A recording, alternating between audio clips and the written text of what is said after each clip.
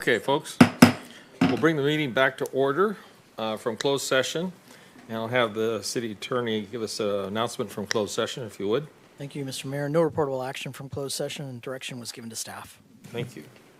Next item is Pledge of Allegiance. Mr. Thompson, would you lead us today? Please stand. Salute. Pledge.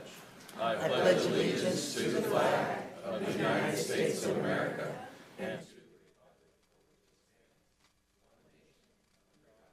indivisible with liberty. Thank you, sir.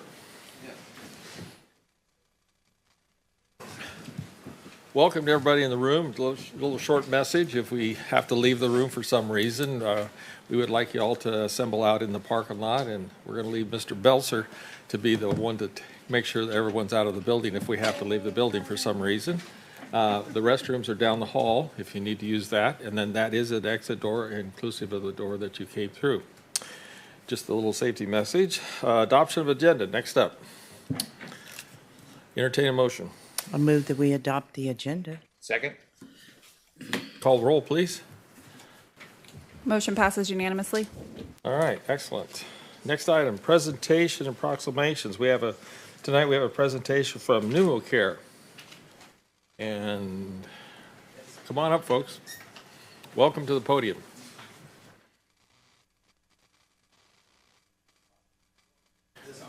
Now, when the red light goes off, you're on. There you go. All right, sweet. Now we're on. Yeah. Awesome. Hey, thank you so much, first off, Mayor, City Council, for giving us an opportunity to come and present to you tonight. I know most of you know who I am as Pastor John here in the community, but I also work for an organization called PneumoCare. And so that's kind of my bivocational job that we're doing here in the community. And I'm a regional manager over Butte, Tehama, and Shasta counties for that organization. But we recently opened up an office here in Orrville. And so we just want an opportunity to come before you tonight, talk a little bit about what we do, how we're trying to have an impact in the city and benefit the city, what that looks like, and then invite you all to our ribbon cutting ceremony, which will be on September 10th at noon from 11 to 1, but at noon will be the ribbon cutting ceremony. And I would love for all of you to come out with the chamber that day and to be present if you're able to make it out there for that. And with that, I'm going to introduce you to Pastor Nicole, who is my boss over at PneumoCare, and she's going to actually run through the presentation with you guys. Good afternoon, and this is also Tina Norman. She's our manager of outreach and a tremendous asset to our organization. What might be a little bit confusing is that the slide says the Ministerial Association of California Counties, and we're from PneumoCare. So one of the first things that we'll like to talk about is who we are as an organization. So the Ministerial Association started off as a group of pastors gathering together in Colusa County, and when the lake fires came in and impacted that region, they found themselves becoming more involved in the humanitarian efforts of feeding folks, clothing folks, and finding them places to stay. And from that work, they realized, turns out, you have to have money to continue the good work. You need resources. And from that endeavor is where PneumoCare came from. PneumoCare is, we are contracted with Medi-Cal to provide services to stabilize the most vulnerable members of our communities. And so we'll talk about that in a little bit more detail here in just a second. But we're going to present through some of the additional slides and tell you more about us as we go. Okay. Yeah, so MAC, again, stands for the Ministerial Association of California Counties. We're benevolent. We give gifts. Unmerited favor, right? We're meeting needs to folks in our community. We're charitable. We're community-based. We like to support our community as we go in each and every county where we go. And we are faith-based. As you have heard here, we're both pastors, and we started from a leadership board, which are all held of pastors.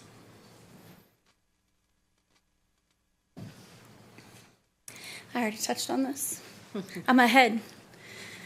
All right, so our core programs. So under the umbrella of the Ministerial Association of California Counties, there are several programs, and each county where we serve has a different variety of services under those programs. So PneumoCare is in all of our counties. We're in 8 counties, starting from Colusa, then Glenn County, Butte County, Tehama County, Shasta, Sutter, Yuba Yolo. We're a little bit of everywhere. So We are also the North Valley Community Food Bank, which allows us to support other community-based organizations by providing food in Glenn, Colusa, and Butte counties for community-based organizations to come, grab the food, and distribute in their community, in their organization.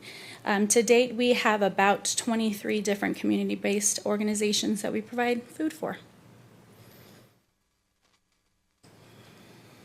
So as we go, when we are working with our neighbors, we're trying to help stabilize folks. And that could look like stabilizing a house, the walls, the roof, the foundation. So we're helping with food, we're helping with shelter, we're helping with clothing, we're helping with transportation. And we provide a we provide a household benefit of up to $250 of just ways we can support financially, either through the Ministerial Association or through NumaCare. And so that has looked like anything from you need work boots to start working and you can't afford that, or you need a DOT physical, which is not included with your Medi-Cal coverage. We'll cover those things because we want you to work, right? We want you to have a career. Yeah, so being that we are religious and faith-based, our hope is that our neighbors, which is what we call our clients, have access in their community. So our hope is that our folks go to their local church for service and support. And our job as the Ministerial Association is to help the local churches to equip them in any areas where they need additional support. We help with things like motel vouchers, rental assistance, utility shutoff prevention, referrals to a variety of different organizations and supports. Good. Yeah. All right. Part of the very amazing work we get to do is that we provide support to vulnerable folks within our community. So not only are we helping perhaps somebody who's recently had a baby who's having some insecurities in her life, perhaps food insecurity, transportation insecurity, job insecurity, we can help stabilize that family. Folks who maybe they're utilizing the ER as their primary mode of healthcare, we can help establish a different way, right? Let's get you into a primary. Let's find a way that we can support you more holistically. Every neighbor that we work with is assigned to a care coordinator, and that care coordinator supports all the ways to stabilize. So it could be about their health, it could be about their housing, but our goal is to build up our neighbors so that they're independent, not dependent on us as an organization, but also not dependent on Medi-Cal in the future. We also work with folks who are at risk of homelessness or currently homeless, and folks who are struggling with mental illness in our communities.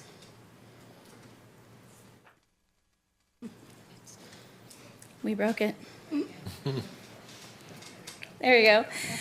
We also work with families involved with child welfare, as well as families or kiddos who are enrolled in California Children's Services. Perhaps they have a chronic health condition and need additional support.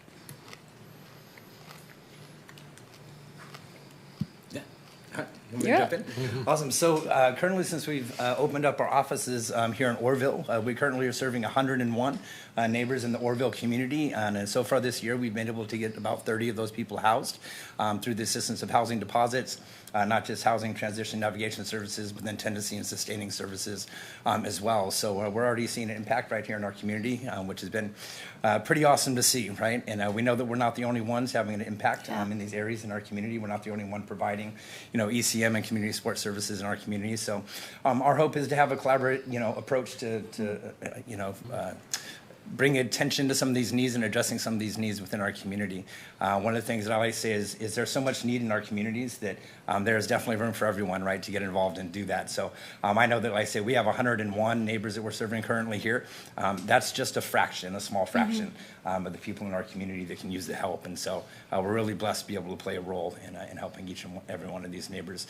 And right now we have 3 staff members currently working with us. A couple of them here with us today are community care coordinators. They're doing an excellent job job. And we try to have, Orville-based people Yeah. who know our community, living in our community, understanding our community, to be able to help reach our community.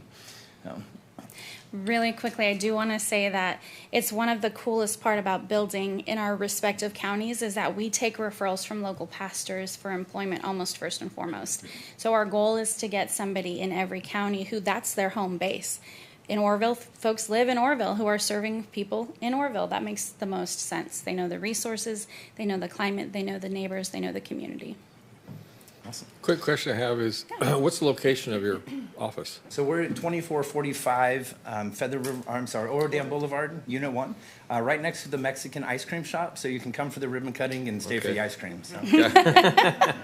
All right, thank you. I know you know it well, but for the public that's watching the Yeah. video, I thought I would ask that question. Yeah. Councilman Goodson has a question for you. Yes, I'll wait until you finish your presentation. Okay. Awesome.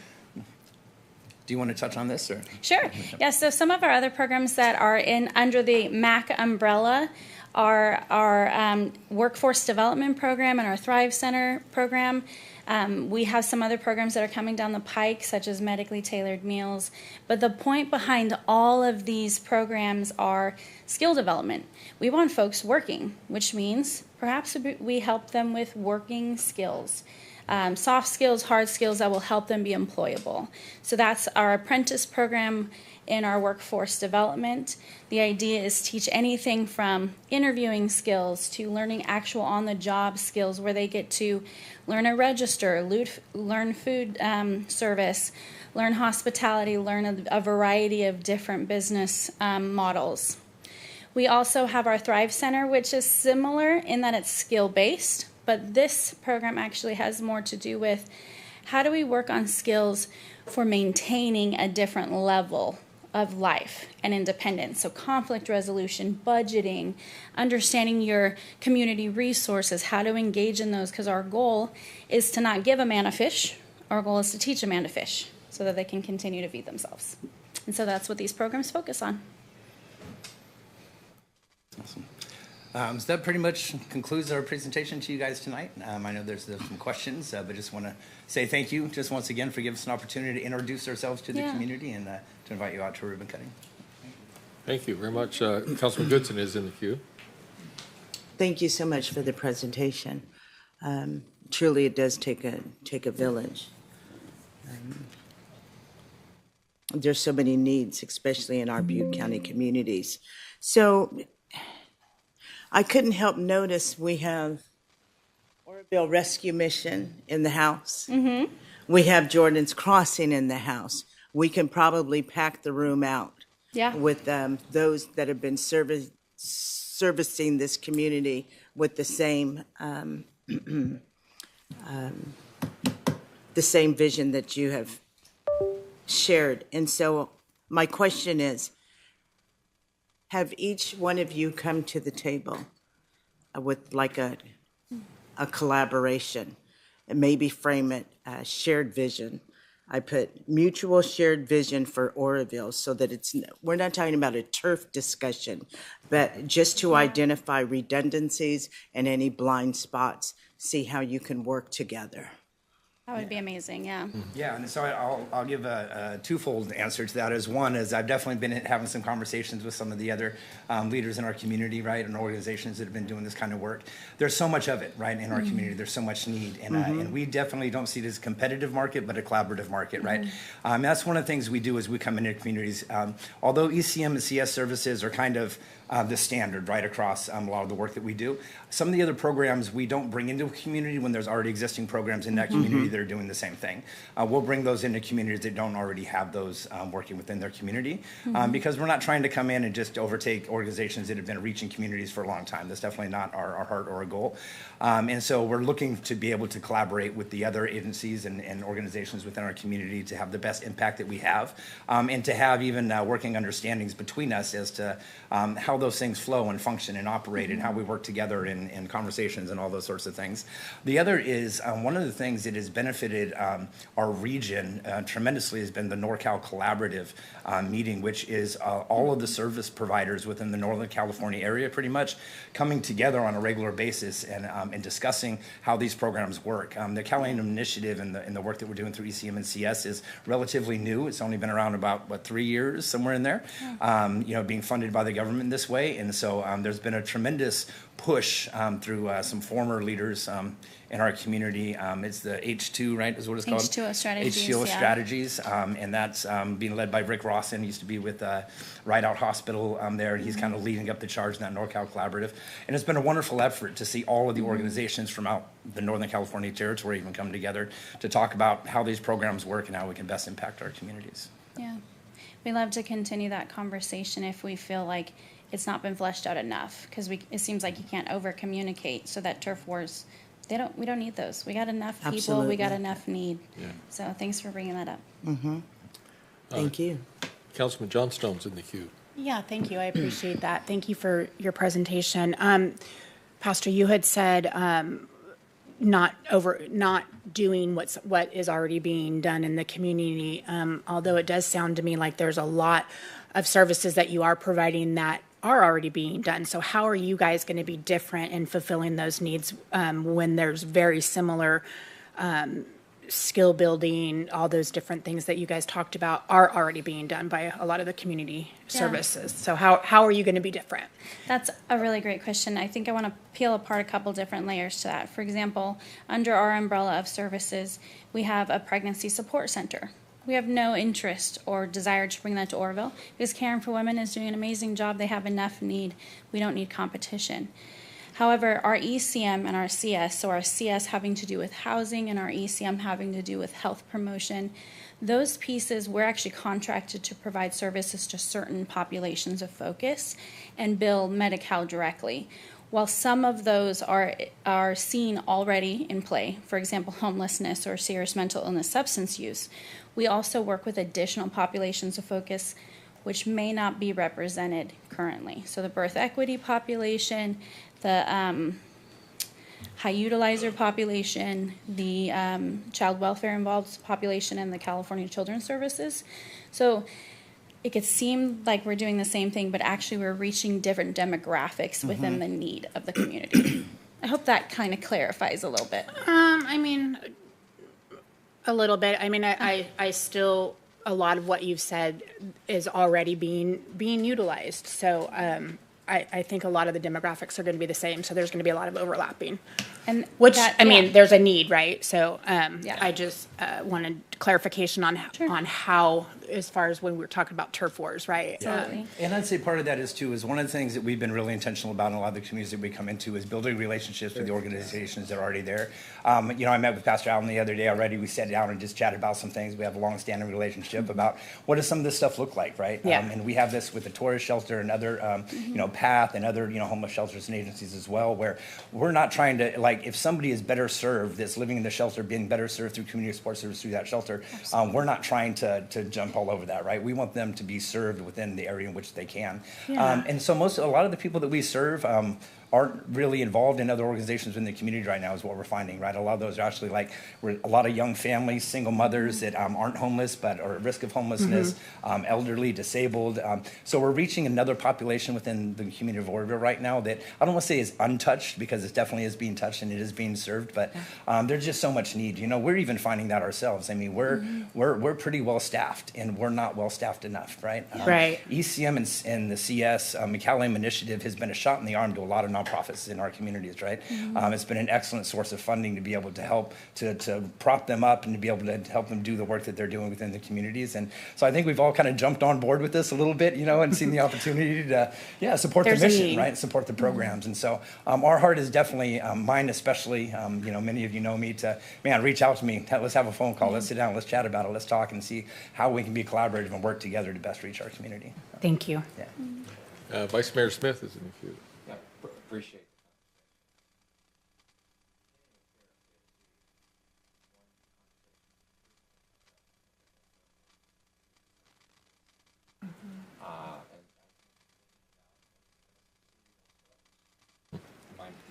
Now you're on. Okay, thank you. Yeah, so just to restate, so Continuum of Care, COC, thank you, by the way. One of the conversations that frequently comes up when I was sitting in that with that organization as a board member, service resistance. I think all of us see the service resistant folks, right? And typically, it's the homeless population. And I think in terms of looking at that population, there's a lot of needs that go daily unmet. You mentioned Medi-Cal as a funding source. It seems to me like you're in a different lane probably than a lot of the other faith organizations as far as also support and funding. And I would love to see that population reached. I think all of us would. So how is it that you, in your business model, for lack of a better way of saying it, connect with that service-resistant population, and how is it that NumaCare coming to Oroville is going to really, everyone, all of us, are going to benefit indirectly from you connecting with that population. So how is that done? Do you have a membership program, like if a church or other faith-based type of organization, like be a part of it, and then they can direct clientele? I mean, kind of maybe help with a 30,000-foot level, just to kind of vet that out a little bit, because certainly I would love to see that population serviced and moved along so that they can receive the help that they so desperately need. They just don't know they need it off the time, right? That's partly why they're service resistant. Yeah. So maybe just kind of unpack that a little bit. Yeah, so again, it's kind of, multifaceted, but for one, as far as service resistant go, that's not really our lane when it comes to NumaCare. And I'll say that because in order for them to receive services from us, they have to consent to services. Sure. They have to want the help. Otherwise, there's nothing that we can do to help them. And so that's very difficult. Where I would say, though, that we are able to have an impact is when we meet with a lot of people, they're dealing with SMI, or they're dealing with SUD, and they don't know that they need help, right? Like, they really don't have that understanding, right? And so our job as care coordinators is to walk with them and to help them see that they need the help in their life, right? Whether it's just getting their primary care, whether it's the dentist, whether it's mental health, seeing a psychiatrist or whatever else, all of those components, as well as the housing component and these things, to help get them to where they need to be. There's a certain population that, we're just never going to be able to reach. I mean, let's just be honest. It's just not what we do. We're not acute psychiatric care, right? It's not the things that we do, which is a lot of what we see on the streets and dealing with.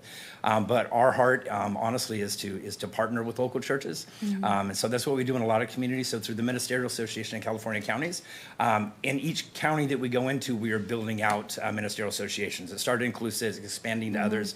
We don't have one here in Butte yet. We are currently working on that and opening that up. And it's really geared towards smaller churches, churches that don't have a lot of staff, don't have a lot of funding, don't have a lot of help, and don't have the ability to really help people even within their congregations, or people that are coming in and seeking help.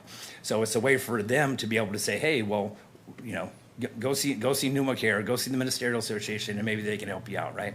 And we know in Butte there's already, like I said, a lot of wonderful churches and a lot of organizations already doing things, and so that's why even bringing that here hasn't been a huge push, right? And getting the Ministerial Association launched here in Butte County, although it is something that I would like to see happen, just because I love seeing the pastors come together and do things together to help reach our community. But our goal is always to connect the people in the community that we're serving with other organizations, whether that be churches, other nonprofits, other resources in the community, and other people that can really walk alongside them, right? Because, like I said, it takes a village. It takes all of us. And biblically we believe, right, one plants, one waters, but God brings the increase, right? Yeah. That we all we can do is all do our part. And sometimes when we're dealing with people, it's not even about who's doing what. Sometimes it's about the neighbor themselves. They get mad because they have unmet, unrealistic expectations, so they get mad at one organization, so they go to another organization, or they've had a bad encounter with an organization, and so that organization no longer wants to serve them. And so giving that opportunity for other organizations to be able to be there, to be able to help pick that up, I think helps as well. So Yeah. Something else, if I could add, and then, sorry, I'll give you some space it's here. okay. Referrals. So something like any organization can refer a neighbor or somebody in need, as well as folks can walk in our door and self-refer. So we get referrals from churches, from clinics, from hospitals, from behavioral health, from schools. We get referrals from just about anywhere. And so I think that's another added benefit, right? That as a community, there's more options to refer folks to for support. I was just going to add, I've worked a lot ground up in Tehama County when we opened our offices out there. And I think a big difference too is we go where our neighbors are. We're in the parks, we're on the streets, we're behind the buildings, we're wherever our neighbors are hanging out, we go there and we collaborate with county health, we collaborate with the police department. Tehama County Red Bluff had a great program and had a community, an officer representative. So we would collaborate with him once a week. We would go out to designated areas with that police officer and talk with people, do intakes, see where we could help them out. Like Pastor John said, you're not going to help every single one, but I can tell you in all of those conversations, 99.9% of them do not want to be on the street. And one of the biggest barriers is housing. And so I know that's in every single community, but we need safe, affordable housing as well. And they are more than happy to get a roof over their heads. So those are other things that we hope to continue with, some of the micro shelters and things like that, to where we can bring more people off the streets and take those steps to get them, into safe, secure housing permanently. Just a quick when it comes to the funding.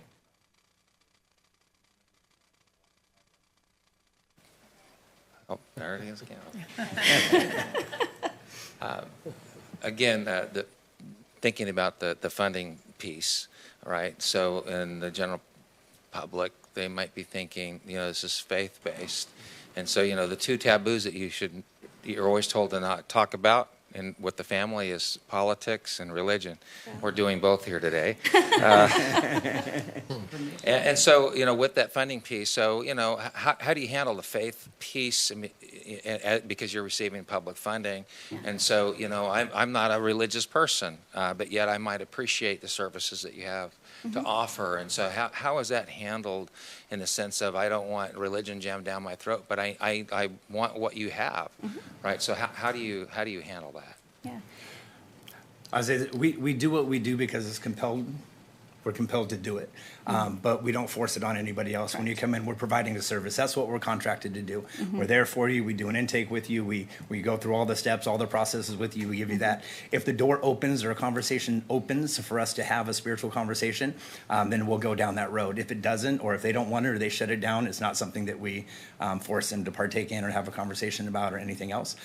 We've seen, I would say probably, 90% of the population that comes through, even if they don't believe what we believe, they're always willing to have a little prayer, a little something in their life, a little bit of encouragement, a little something. But yeah, we provide a service. That's what we're contracted to do, and so that is what we do through NumaCare. Yeah, the old adage is it's hard to find an atheist in a foxhole. Yeah, yeah, exactly. For sure. Thank you. And everyone needs hope.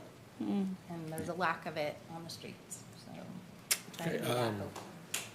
Councilman Goodson, are you still in the queue? I'd like to know more about you a lot more, Awesome. because you are needed. Councilman You don't Goodson? have it. Okay. You're done? Thank you. Awesome. Thank you, guys. Well, thank you all. I assume if we go to the grand opening, you'll give us a little tour of the facility and what you Yeah. have up there. Yeah, That'd very be little great. tour. It's a Yeah. small office, but yeah, we'll love to Okay. give you a tour. They're And small but mighty. All right, that's cool. I just want to say one thing very quickly.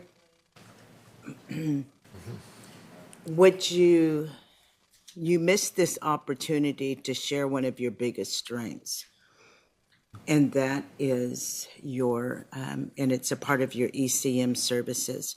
You have a strong focus on birth equity. That's not talked a lot about, but it is in BIPOC communities.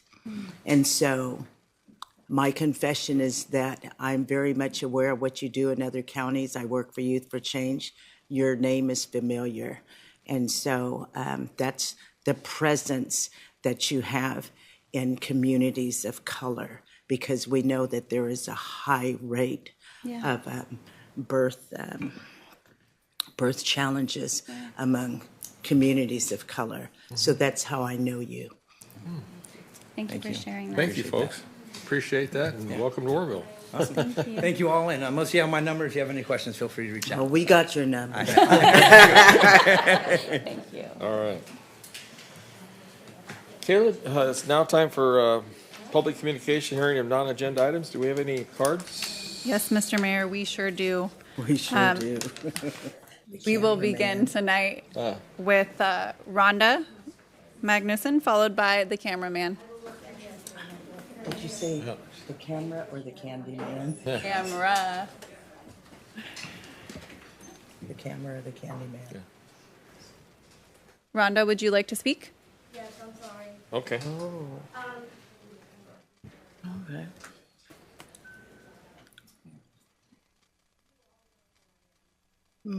I had a different direction with this tonight, but, I think Grace just walked in the door, Okay. okay? Turf war. Number one, it's not their turf. They have no business, right, or reason other than their own. You all know who I am. You all know that I have been speaking on this for a long time. And you all know that I, for 8 years, have sought that shelter that you all claim is there. Let me guarantee you, it is absolutely, positively not. And please, excuse my very serious emotion. You all know who I am. And you all know that I came to death and still walking in it. And I have gone before every single one of you, time and time again, where I have been threatened with the police department, that I needed to not keep my mouth going, and so on and so forth. Please excuse me, because I am very, very, very full right now.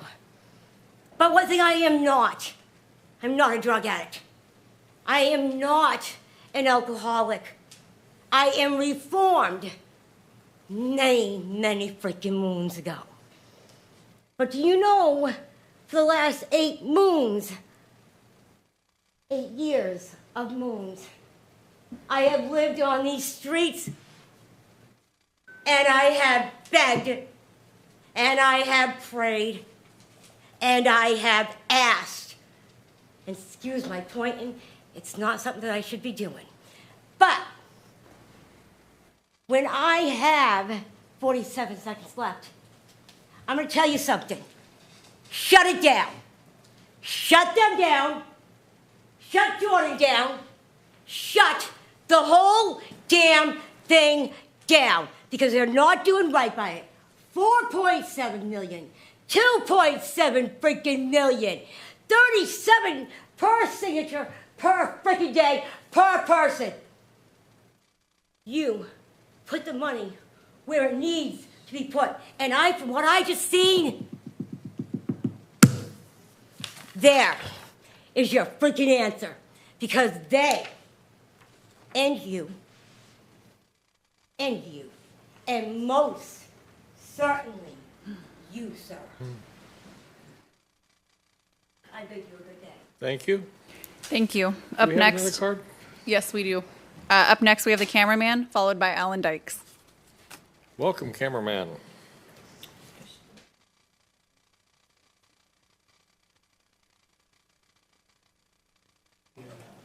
There we go. Good evening, Oroville City Council. Well, geez, that was a little bit hard to follow, but I commend the passion. That was a good speech among the many, little tongue-tied there, among the many public comments I've witnessed. I can always understand a fellow speaker's passion. But first I want to get into is just a quick thank you to the Oroville City Council for their endorsement of Measure H. Their support was so great that Measure H got passed, and I guess the county has crawled its way out of bankruptcy because they just gave themselves a 111% increase in wage. But don't worry. Andy Pickett said that money isn't coming out of Measure H tax dollars. That's for safety and emergency personnel. So don't worry. But because of that, I guess they're able to come up with this money to give themselves more money starting on October. So thank you for the support of Measure H. I don't think it was a bait and switch at all. Not at all.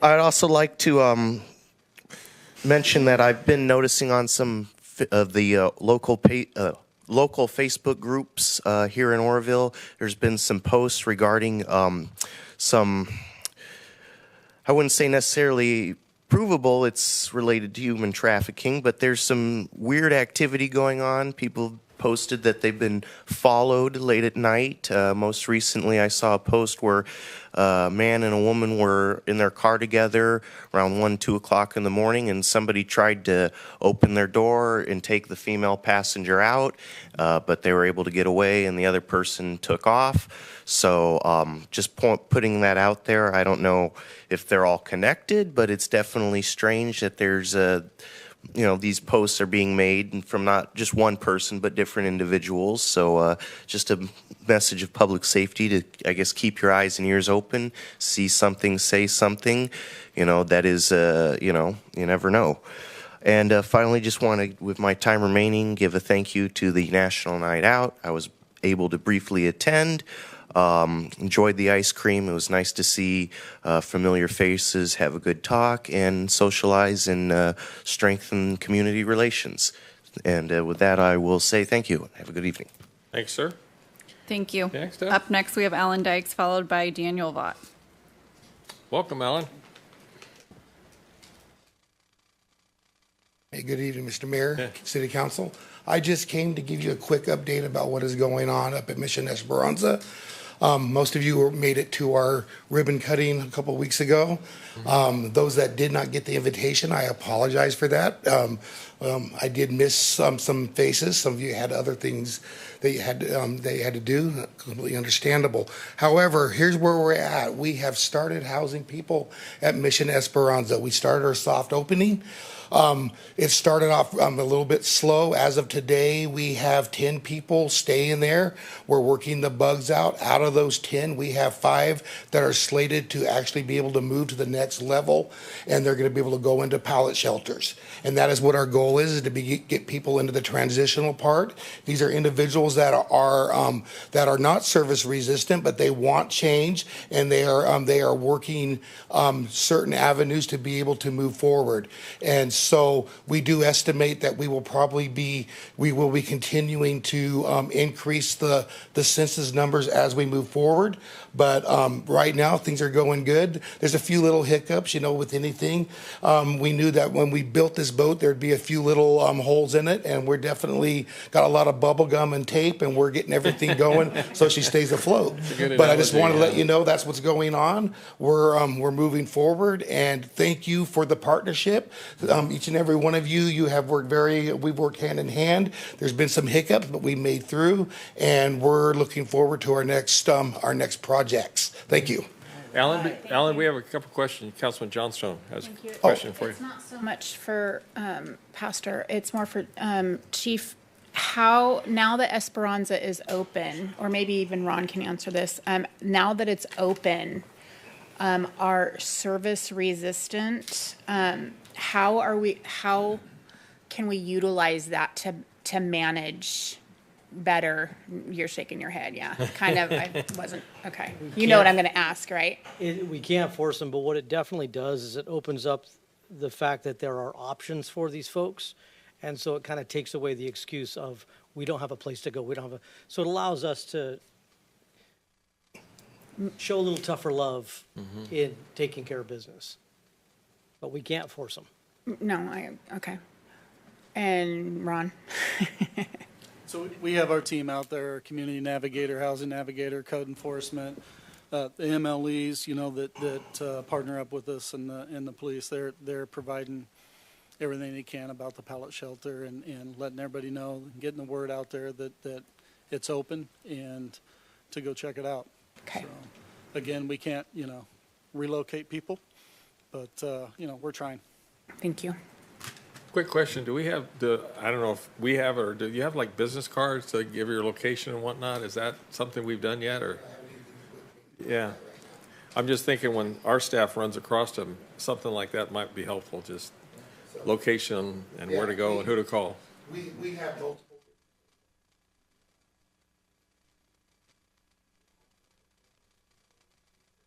Yeah.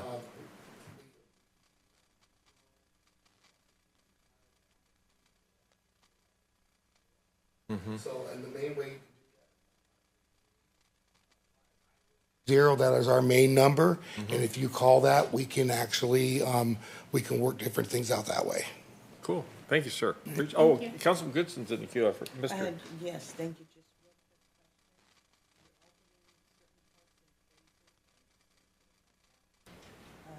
Now your mic's on. Now my Got mic. it. Oh, I'm on now. Safe spaces for parking, RVs, registered vehicles. So that is a very tricky part of this project. I do have 2 cars in safe parking right now. They actually have opted to stay inside the shelter versus inside their vehicles, which we would prefer that much more. We are going to have to look at different things as far as one vehicle has all of its license and registration and insurances, and the other vehicle is broken down inside the parking lot, and it's week 1. So obviously we're going to have to look at these obstacles and figure out how to take care of these things. But yeah, it is there. I think the biggest thing we have to understand is like with the RVs and stuff, with they're welcome to come in, but they cannot cook and inside their RVs and things like that. People need to understand that our insurance company will not allow that. It's not that I don't have a problem with it personally, maybe, but it's more our insurance company has they have set some strict things to keep our coverage. So they can come in, they can stay in their car, in their vehicle, but they no barbecues, nothing like that. And I think that's fair because you guys are kind of setting a pilot program, housing, not just beyond the other problems. And I know that's one of the failures in some of the Chico situations. They only do one type of housing. They don't let anybody else in otherwise. So you guys are really, I think, a leader in the field for this project. Well, it's definitely given its challenges because we are like a one-stop shop. Yeah. Also, too, we have to work diligently to make sure that we don't, by offering these programs, that we don't have an overflow into the streets and it affects the community. We need to be a good neighbor, and we need to make sure that we don't have people camping down the road or different things. And so, you may hear some negative things, and I'll be straight up with you. You may hear negative things, but the negative things are things that are beneficial for the community. They're not allowed to bring in shopping carts full of stuff. Okay. I'm sorry, but there's no place for that, and we don't need it on our property, and we don't need it on the community streets. We will offer a place that they can sort through it, and they can choose what they want to keep, or they can keep it off site. But those are things that you will be hearing down the road, and anytime you have any questions or there's any issues, most of you have my cell phone number. If not, I'll give it to you after the meeting. And yes, so we're working very diligently to be able to take care of all these things. I think the common thing is sometimes they'll say, well, that place has rules. And thank God you do have rules. Yes. I appreciate that because that's what that population needs to have. Yeah, low barrier doesn't mean no structure. Yeah. That's right. Thank you. Thank you, sir. Right, thank you. Very much. Appreciate you. that. Thank you. Fine. Up next, we have Daniel Vaught, followed by Bill Spear. Welcome, Daniel. Thank you. I'm here because I'm a local business owner, and my neighbor behind me has created a big fire hazard for me. And we went through this before with my next door neighbor with a tree that was over his fence, substantially a big pine tree. And they finally did take care of it, but a bunch of hassle to get it taken care of. And I've already gone through the code enforcement probably about a month ago. They came out, but if they fight it, it could take months. And if my insurance company wants to come out and inspect my property, there's no way I'll pass. These trees are 10 feet over my fence over my property. And it's my property is at 2755 Oro Dam. It backs up to Gilmore Lane. and there's that canal that runs behind there, and I have the property owner and all that information here, and, you know, they just don't do anything until they pretty much have to. Well, if the fire department ought to come through and do an inspection, because it's just a mess. And I mean, I have containers back there along my fence, and they basically cover half of the containers. And it's like a forest. And of course, code enforcement says, well, if they're over your fence, you can take them down, you know, legally. Well, Right. yeah. And then what do I got to do to get my money back? Go to court and all that stuff. I'm a small business owner. I can't do that, you know. And I'm just trying to get them to take care of the problem that is encroaching on me. So I'm looking for some help as a local businessman to get them to cooperate and do the right thing. So, Well, we have your information and the location. well, these are the property owners and the address, and I own Ordem Mini Storage. It's right next to the Orc store. Gotcha. And I've been through here before with the cell tower that's on the property, and anyway, so that's why I'm here, looking Well, if for you some can help. Share that information with Mr. Belser. We'd appreciate it, and we'll see what we can do. Okay, and thank you for the time. Thank you. Thank you. Up next, we have Bill Spear. Welcome, Bill. Vice Mayor, City Council. I'd like to share a few verses that are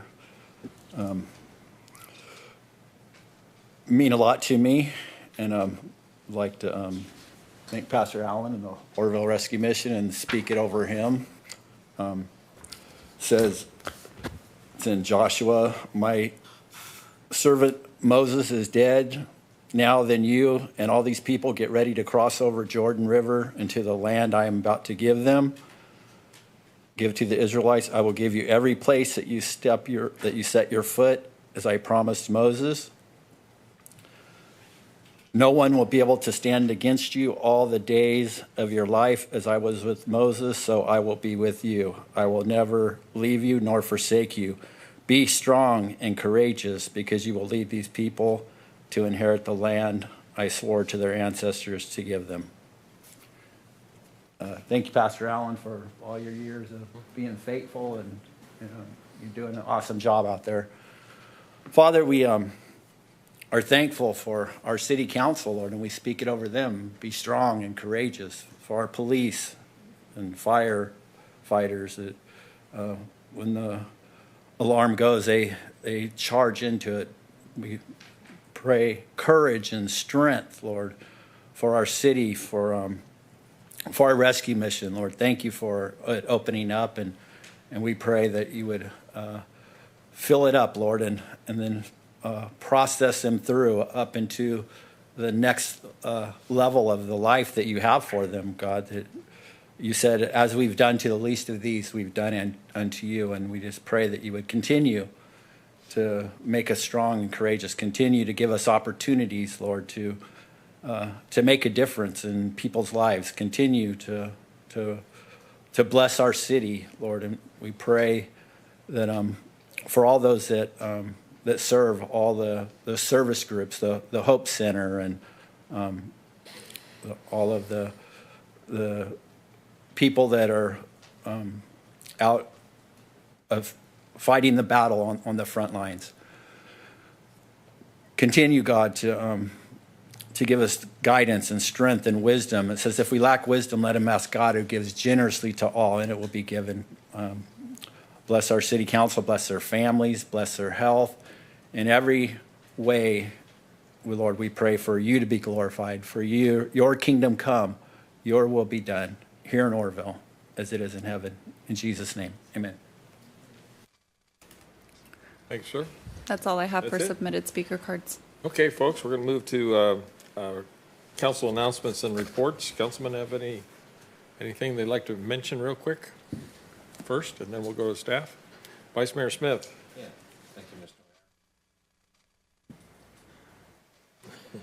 Get that squared away at some point. I got your back.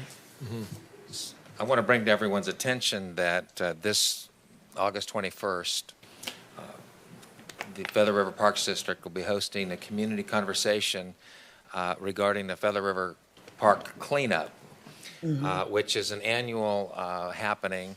It's been going on for quite a few years. It's kind of a way for us to spruce up the community, our city, as we approach Salmon Festival, which brings about 15,000 folks to the downtown. That's pretty significant. So we want to put on our best. Additionally, in this conversation, which will be over at the Municipal Auditorium, aka Convention Center, it'll be happening from 5:30 to 6:30. There is a request that if you represent an organization, to send one delegate or representative of your organization. And one of the topics that will be in discussion is the Park Watch.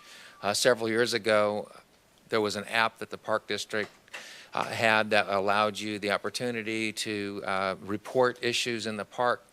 And I don't want to go on here and talk about this for a long time, but we're working to seek to have a greater collaboration with the Park District, because in the community, you don't know, the typical public doesn't know one park, if it's operated by the Parks District versus the city.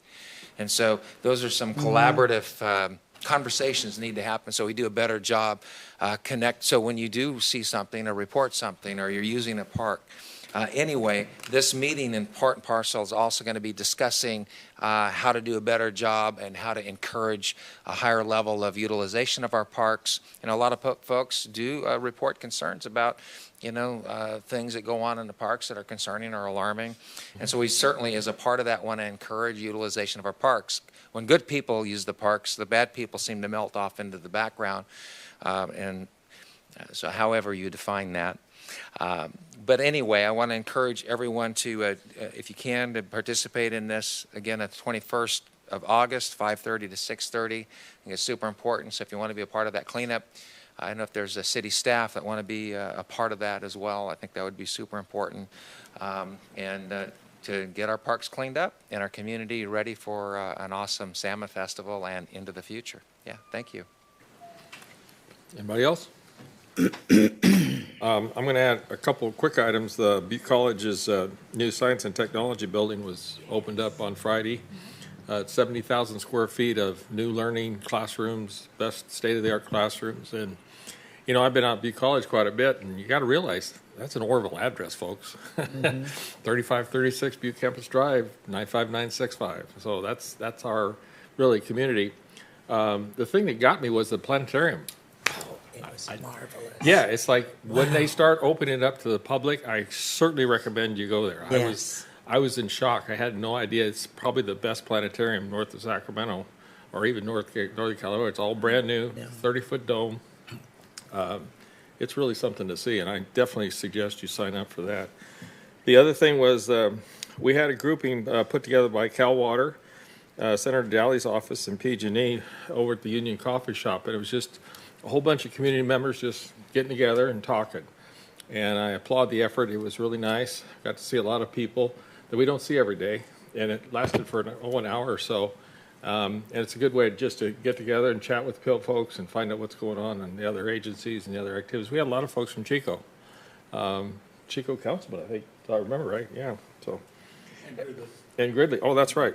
And then Monday last week, we had the orientation for the Lyman students that started. City Administrator Ring and myself went out and did a little welcome for them. As 256 students started their 15-week of class. So it's nice to welcome them to Oroville. Many of them never been here before, and we just kind of put the welcome mat out for them to enjoy the community while they're here. That's all I had. Councilman Goodson. I just want to piggyback off of what you said about the science building. What a sight to behold. And so if you've never seen what $73 million looks like, it's awesome. Yeah, it's. I think they have almost 2,500 students on the waiting list to attend those classes in that particular building, so it's a big deal. Anyone else? Other than that, I'll go to staff. Mr. Patrick. I have two things. I think the council all knows about this, but let the public know that on Tuesday night next week, the 26th at 6 p.m. at the Southside Center, we're going to be holding a community workshop about the biomass project that's coming here. The biomass facility won't be built for a few years. They are building they're wanting to build a solar farm that'll get started sometime in this fall. And but this will be an opportunity to really get a good look at what the whole project will be about and what it'll be like and what it'll provide for this community. So I encourage everybody to come to that meeting again, 6 p.m. Tuesday night, August 26th at the Southside Community Center. And the second thing is we had an intern that joined us yesterday, James Fong. He's only with us for 1 month. He really wanted to be an intern here, and he let us know pretty strongly. And it's a short time, but I'm really glad that we hired him in 2 days. He's really sort of proven his salt, so we're really happy to have him aboard. So welcome aboard, James. Thank you. You introduced your new planner too? Kylie, I think, was it? Yeah, Kylie came up and Okay, did her Kylie, introduction. okay. Yeah, when she All came. right. Yeah, Kylie is amazing. Yeah, Kylie is really happy we have Kylie here with Well, us. welcome to you both. Thank you. Who's up next? Chief, police chief. He's ready to go. Just a few more things here. We brought on 2 lateral officers since Oh, last we talked, and cool. also a lateral sergeant. Excellent. We also have another lateral that's going to be starting here in the probably next month. Wow. So our vacancies are dwindling rapidly. Cool. I think by the end of this, we are down to 1 or 2 vacancies in the entire Wow. department. Excellent. Wow.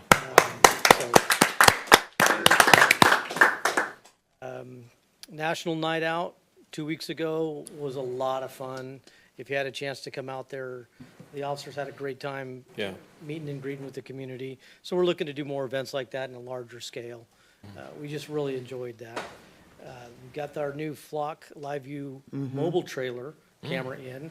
So we've been getting a lot of issues with traffic, and I know everyone at the board here has been getting them. So I'm looking at where we can deploy that. That's a live feed that maybe we can catch some information that we can utilize to slow these, especially these electric bikes. And just to put it out to the community, parents, if you're getting these electric bikes, these are not just Yes. slow little machines. Right. So make sure you're keeping track of your kiddos and making sure they're not zipping through traffic causing problems. Yeah. So it is getting to be a problem, so we'll try to deploy that camera as soon as we can on some critical areas.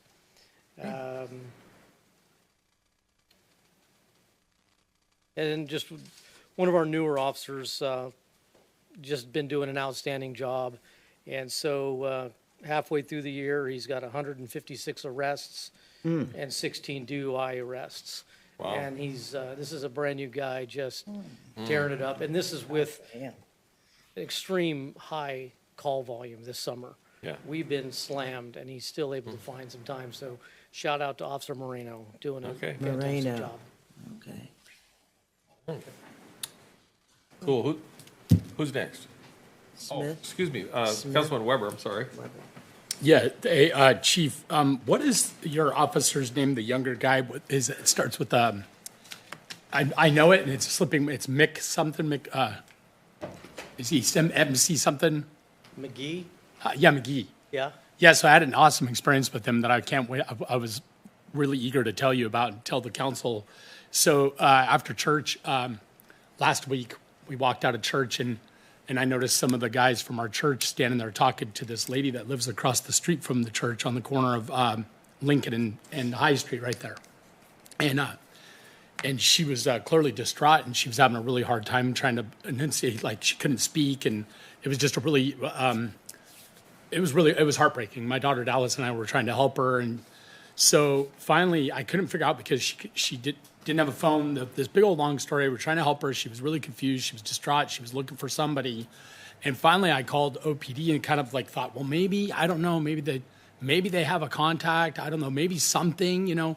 And so McGee shows up and proceeds to stand there for the better part of like probably 15 minutes straight with her talking. And in the process had figured out that on July 31st, she had called because she thought there was somebody in the yard. And during that call, they had figured out that she had given them a phone number of this caretaker person but she wasn't able to remember at this moment. Anyway, McGee, I just want to really commend him because we stood there and watched him go through the motions with her until the point where they finally got her a caretaker team there.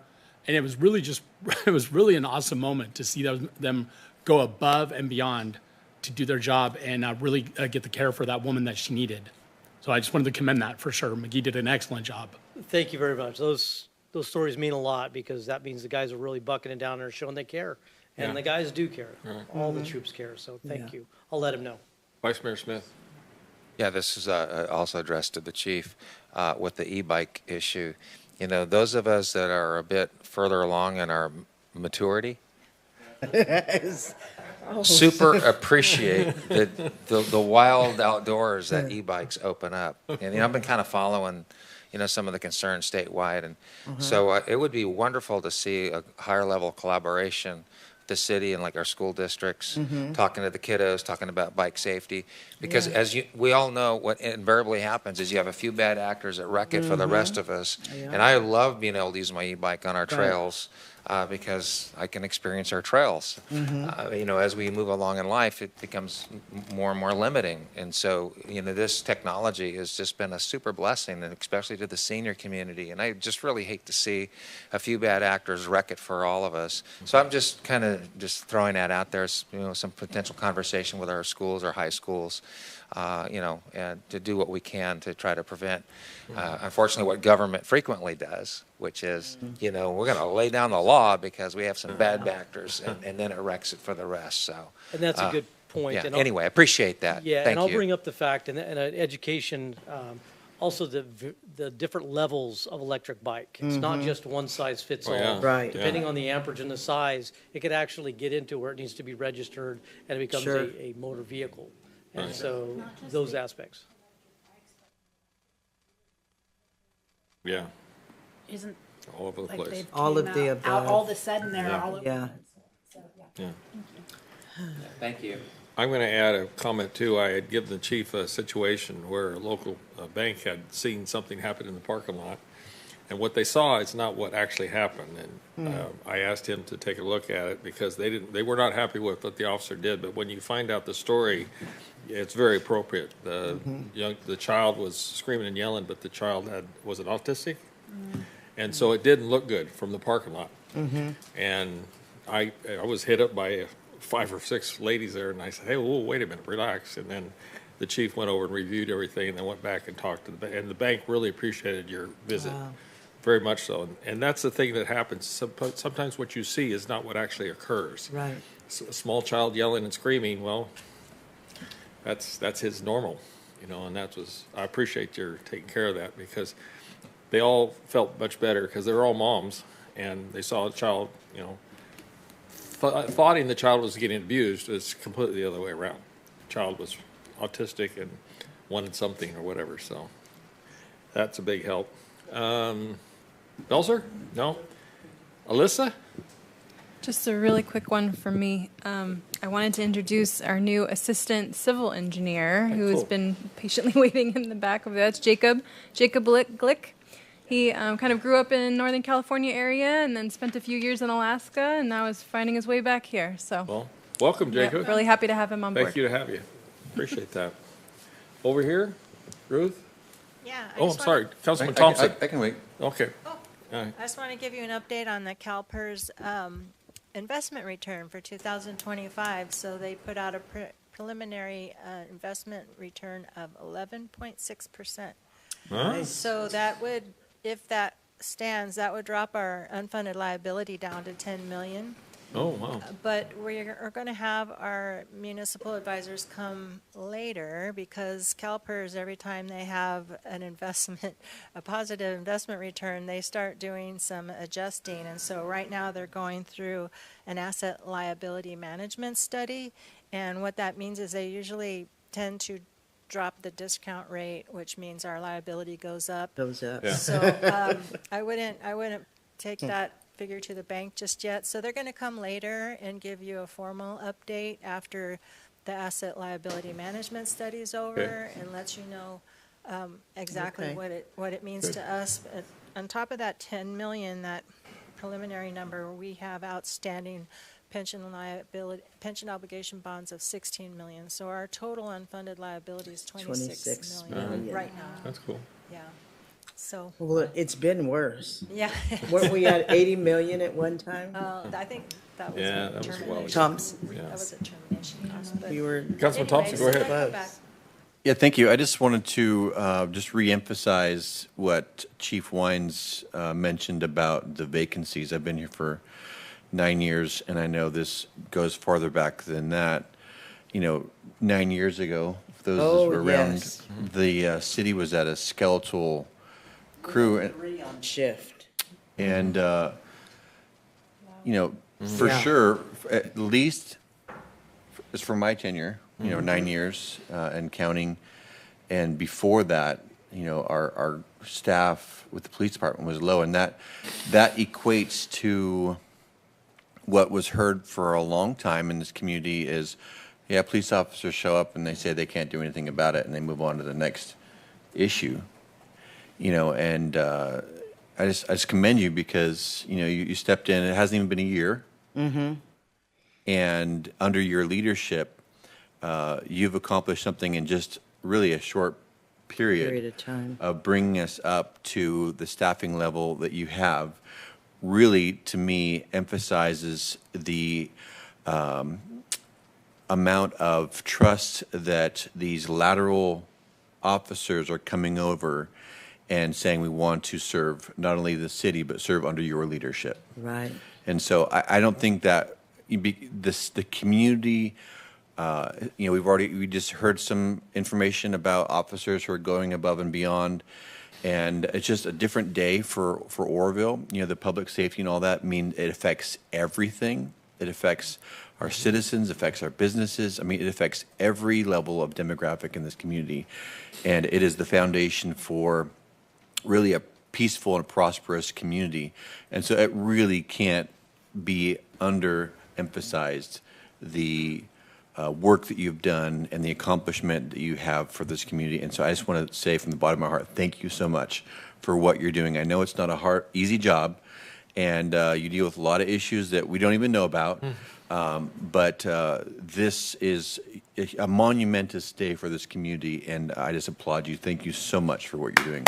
Applaud them. Ditto. Councilman Johnston's in the queue. Thank you. So just to kind of piggyback off of Councilman Thompson, it really shows, you hear on social media how people are just saying how, Oroville, with the annexation discussions and stuff, they're like, why don't they take care of their city, what they have before they try, growing. And I just feel confident that as the city grows, we are putting in place the infrastructure needed for public safety, for fire, so I too want to applaud you for all the hard work that you have put into growing our police department, and thank you so much. All right, folks. Chief Tins. A couple things. I wanted to apologize for the monthly report. Is this working? Yeah. One of them doesn't work.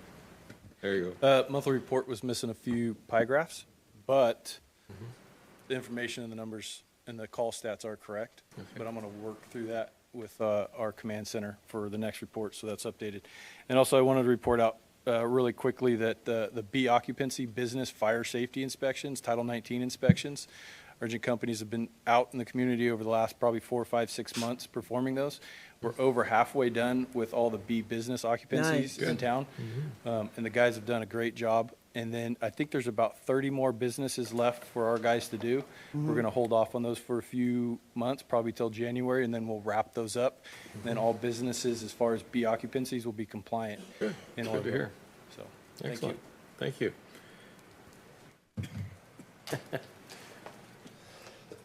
Nothing over there either? Not from housing?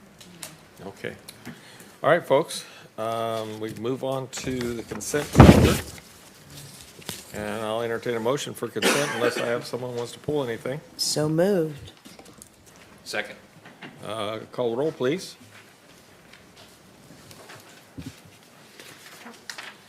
Motion passes unanimously. All right.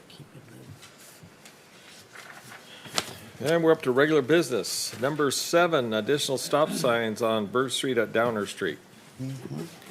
Melissa. That is me. Yes, that's mine. You should have a handout in front of you that kind of it's a preliminary draft engineering study. I am not a traffic engineer, but I did take a good stab at it. But just to give you some background, this is really just trying to get feedback from you on maybe some next steps by providing you with a little bit of data as far as that intersection goes. So this is, as you stated, for considering the installation of 2 additional stop signs at the intersection of Bird Street and Downer Street to convert it from a 2-way to an all-way stop or 4-way.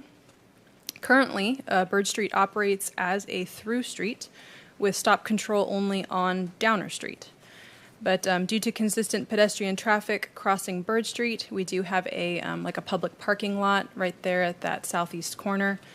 Staff have been requested to convert the intersection to an all-way stop, and this is just the steps I'm taking toward maybe facilitating that. I have reviewed the California Manual on Uniform Traffic Control Devices, or the California MUTCD. So there are a couple of triggers in those guidelines for when to install stop signs. In our situation, so there needs to be a crash history, 5 or more reported crashes in a 12-month period that could be corrected by an all-way stop. Second criteria is for traffic volumes. This is a vehicular volume entering the intersection from the major street approaches. Needs to average at least 300 vehicles per hour for any 8 hours of an average day. And then as far as the Downer Street in this case, it would be 200 units per hour. Pedestrian safety, so documented pedestrian crossings where vehicle gaps are insufficient for safe passage. So if you have a street where your people just can't cross because it's insufficient. Or there's special conditions, so locations near schools, parks, senior centers, or pedestrian-heavy generators. So that said, really, none of those items, except for maybe the special conditions, really does, as far as hitting a trigger point, does qualify as far as average usage. However, that said, even if that exact numeric number doesn't warrant it, the MUTCD does say that we can still use engineering judgment, and an engineering study can document special conditions, heavy pedestrian crossings. I already mentioned the public parking lot at the corner, and then there being a the Orville Inn dormitory right there, kind of cat a corner from that parking lot. So I do want to make sure that while I am supportive of there being a 4-way stop, based on the research that I have done, it can go either way, which is why I'm kind of presenting it to you. It can remain as it's been for a very long time, or not. I wasn't able to find any major crashes, and I don't know if Chief Wines has differing data, but I wasn't able to find any crash or accident data at that location over the last 5 years. But I did just want to mention, and I also want to mention that cities have been successfully, taken to court and sued for installing unwarranted stop signs when those additional stops have led to unexpected traffic patterns or crashes. I don't think that would happen in this case if you were to proceed to direct staff to install that stop sign. I even after kind of looking through some of this data, and I still think that it's probably a good idea. I think a lot of people even sometimes treat it like it could be a 4-way stop. They're not always sure when they're going through that intersection, at least people who aren't familiar with Bird Street. That's kind of where I'd like to leave it. If the council does want to implement, then we would install those stop signs on the eastbound and westbound Bird Street approaches. We would refresh any of the pavement markings in that area, add the STOP pavement markings, We'd monitor compliance for effectiveness for a little while and provide public outreach as well to the nearby businesses prior to install. So that's kind of where I'd want to leave it at that. It wouldn't cost a lot. So as far as a fiscal, impact, it's really just a couple of signs and some marking, but I just wanted to leave that with you. Thank you. We have Councilman Reynolds is in the queue. Bless you. Thank you, Mr. Mayor.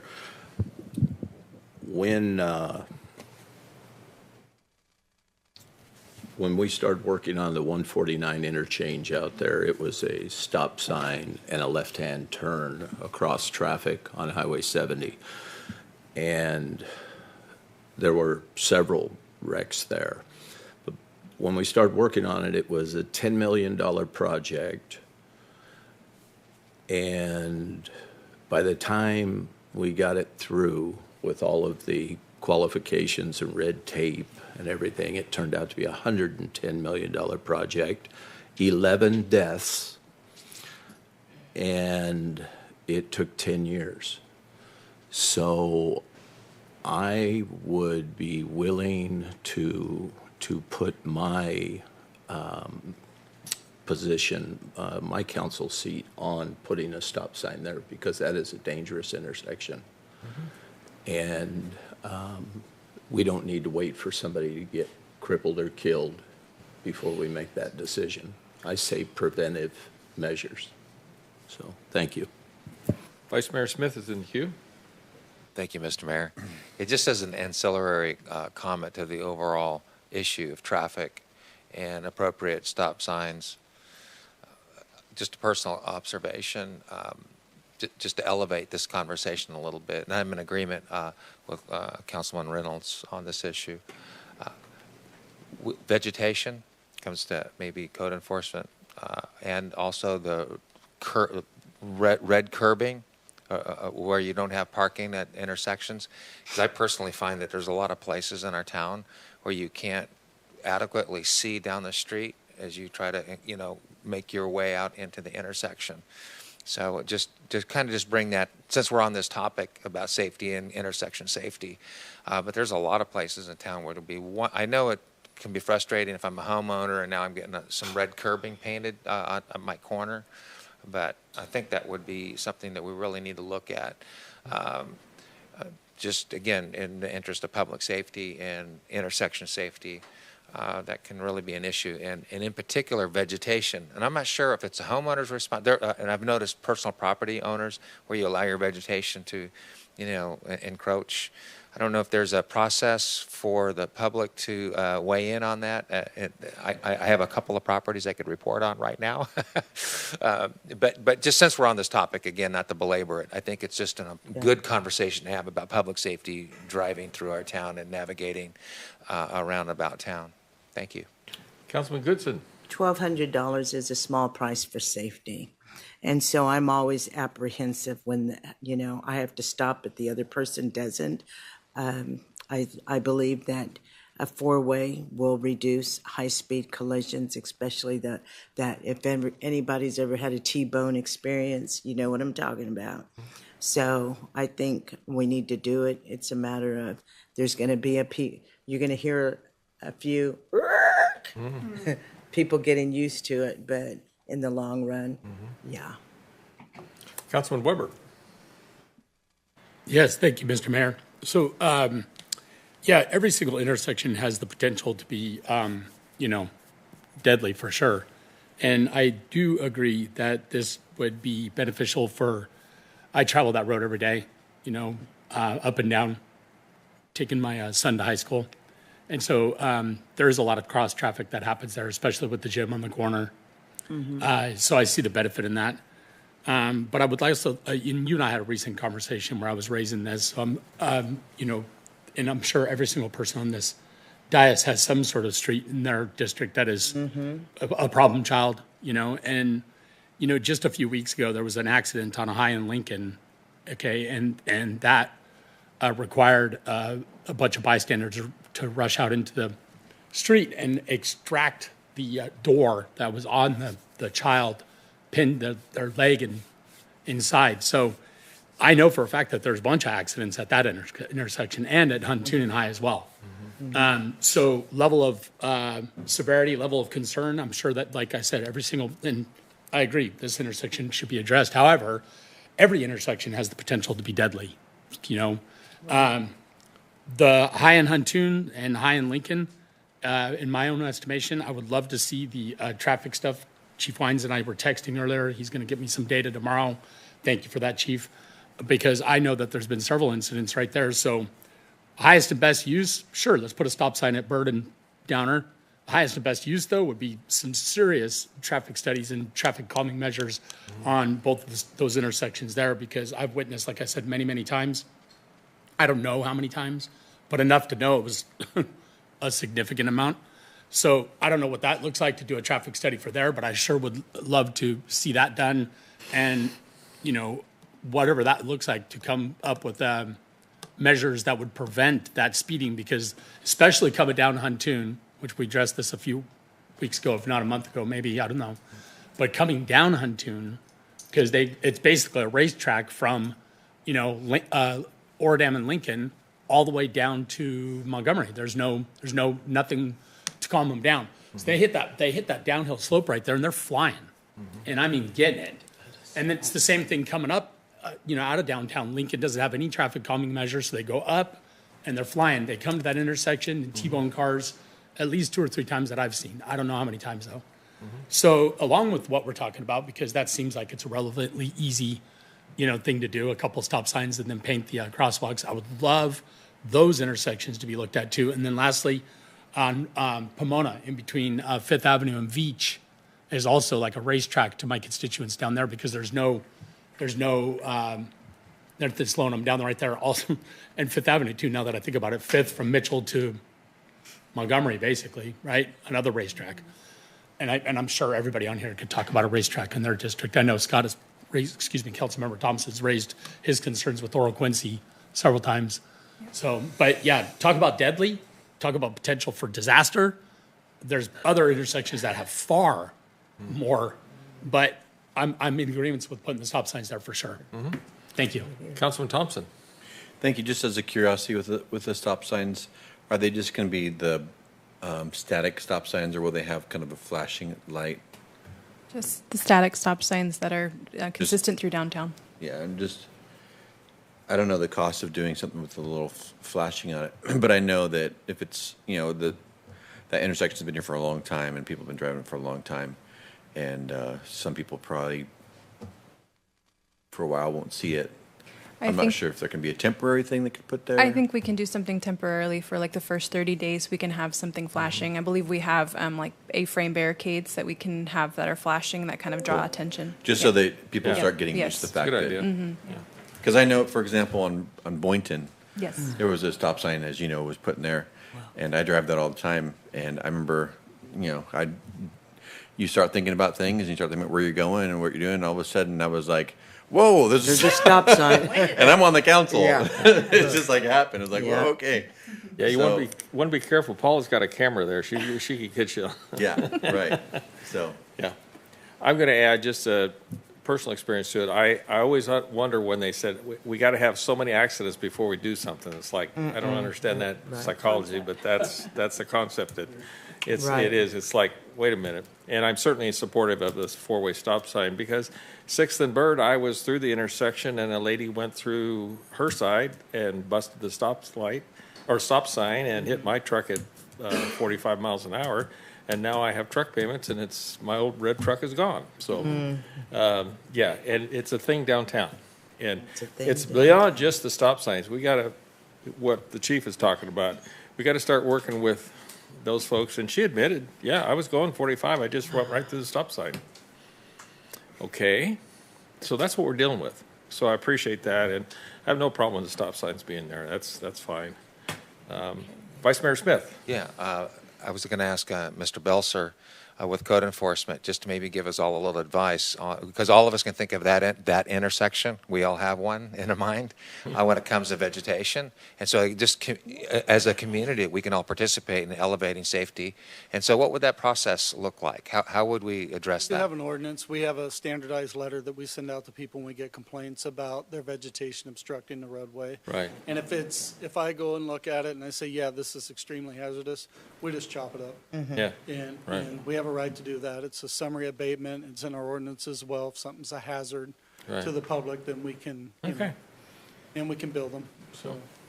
So, now, would you try to contact the homeowner and give them an opportunity to address it first before you On take that? how bad it is. I see. So if it's something that's, you know, dangerous and we don't want to wait, and I don't want to hear, you know, hey, it'll give me a day or two. I don't want to wait a day or two. Okay. All right, I Just appreciate take care of that. business. All right, thank you. You must have a tree that's a little on the edge. I huh? do, yeah, there's a He couple. does. He Yeah, does. that are very, Councilor frustrating Weber. because you feel unsafe. Yeah, thank you. I wanted to add one last thing too, that a while back, you had your guys down there, Chief, you had your guys down there doing radar enforcement as they come down Huntoon. They were in that lot right next to Uncle Ping's. And it was something else to see how many, it was a lot. It was a lot of cars being pulled over, you know, because it was just bang, bang, bang. So I think it was, I can't remember the officer that was there, but he'd be there for a couple hours and just knock it out. So, I mean, it's, so good job on that. And then also, to the mayor's point about Six and Bird, you know, I've seen like 3 T-bones right there too. Yeah. So that, I don't know why that, yeah. So, Anyway, I think you have direction. Yeah. We will proceed with installing the four-way. Appreciate, Okay. and we appreciate the work too, because it is something that we have to do. And I'm not being facetious about the reason for a stop sign. It always strikes me funny that we have to have injuries or crashes before we actually do something. So I appreciate the heads up here. All right. Yeah, it does. There are any comment cards? Do we have any comment cards on that? We do not, sir. Okay, thank you. I'll make a motion that we move forward with installing the additional stop signs at Bird and Downer Streets. Second. So, Mr. Mayor, this is just a direction item. It doesn't Right. require a vote. Oh, Okay. that's right, it Consensus is is. fine. Okay, well, I think you have clear consensus. Thank you. Appreciate the motion. I do have a question for code enforcement in regards to the vegetation. Now, if the vegetation is on an empty lot, is it okay to just whack it? So, you know, during our community cleanup, we took out the giant cactus, you know, that was at the one corner. Yeah. That was, but yes. I wouldn't, as a citizen, Yeah. no, please call us and let us know. And, Okay. and, Thank you. but not as a citizen, no, I don't think it's a good idea. All right, folks. All right, item number 8, the employment contract amendment with Patrick Piot, Community Development Director. We'll consider Resolution 9408, resolution over the City Council authorizing direct the mayor to execute an amendment to the employment agreement between the City of Oroville and Patrick Piot. Do I hear any motions or comments? Motion, yes, second. All right. Do we have any comment cards? We do not, sir. Call the roll, please. Motion All right. passes unanimously. Thank you. All right, public hearings, none tonight on the schedule. Public comment, hearing non-agenda items. Do we have any cards left? None. Future agenda items, council? Anything? None. Correspondence? None. Business Assistance Housing Development Monthly Report? None. Alyssa, I'm going to ask you to report on the grant for the airport. Tell us about it. We just got word this afternoon. Yes, we just received, $307,000 grant. So we'll be using that. We just got word like a couple hours ago, so. That's My really cool. question is that restricted or is it just? I believe it's restricted. It's restricted specific for for some yes. specificity. Runways, yeah. Okay, all right. Excellent. So good work on folks filling out grants and all that kind of thing, because that's valuable Yes, dollars. kudos to Cody. Yeah. And team. Very much so. All right, with that, then I will call for the adjournment of this meeting the next meeting be held September 2nd, 2025 at 4 p.m. in this council chamber.